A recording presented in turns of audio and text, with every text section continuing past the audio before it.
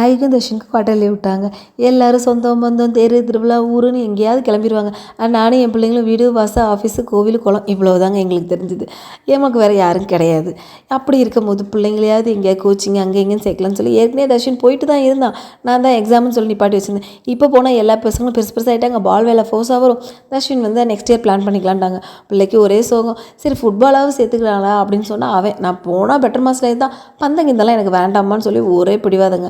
அங்கிட்டு பார்த்தா skating track போட்டிருக்காங்க. ஆகி அம்மா நான் போகிறேன் ப்ளீஸ்மான்னு ஒரே அழுக. போய் பார்த்தா ஷூவும் பார்த்தல அது போட்டு நடக்கிறதுக்கும் அவனுக்கு தெம்பு இல்லை.